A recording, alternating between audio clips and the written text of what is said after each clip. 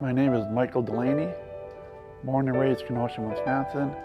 I served from June 80 to September of 88, 1990s. I enlisted. 19-year-olds, I enlisted. I was working 2 jobs. I didn't know what to do. On a Monday, I went to a Navy recruiter. I saw my name, and Friday I went to boot camp. My fiance, did not know anything about it. Was she pissed off at me? You eat that hell in there. Yeah, so I went to San Diego. It was weird because when you go to boot camp, I got my cruise book in there from the kid. You have like 30, 40 people from different parts of all the states. And it's people coming from the ghettos, from higher class, everybody in there, all rates and everything else. And it's so neat because you don't know any from Adam. Next thing you know, we're in line getting our head bowed and same uniforms. So next thing you know, we're in boot camp, we all dress the same, look the same, so nobody's different. What you like about that. But yeah, I knew a buddy of mine actually, his name was Washington. Yeah, we went to boot camp together and we went on the same ship together. That's really neat. But it's like a lot of shots. We would go through a line, sleep up here, sleep up there, and they just put us in shots. Every time you go overseas, we gotta get shots. After boot camp, and I went to San Diego, I went over to, came over 2 weeks, but then I went to Alameda, California on my ship, USS Kansas City AOR-3.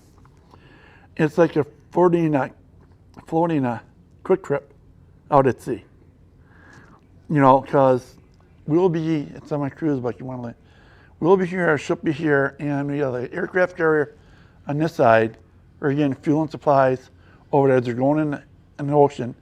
You're like 4 hours this way. You got all little ones, frigates and that, come on this side, fuel enough 45 minutes. So we do like 5 ships here, this way, and aircraft carrier there, and then we're done. You're getting fuel and supplies. That's the unwrapped boats, mate, that was on. So I learned a lot from different people from different parts of the United States. I was in boot camp with, Detroit, Michigan, Green Bay. So yeah, I learned different things from different areas, and I don't know, I liked it. Oh, the average day in the ship, we wake up,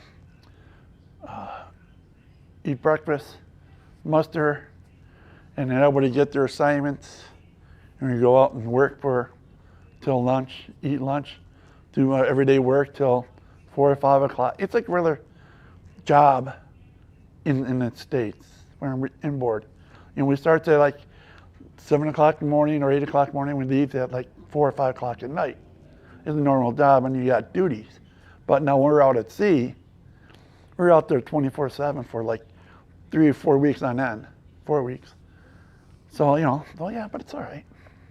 You learn how to live with people in a hurry. Even ones you don't like. Oh God, it's beautiful out there on West Coast. I would love to go back in the ocean. It was real calm, like you see the glass. It was so beautiful.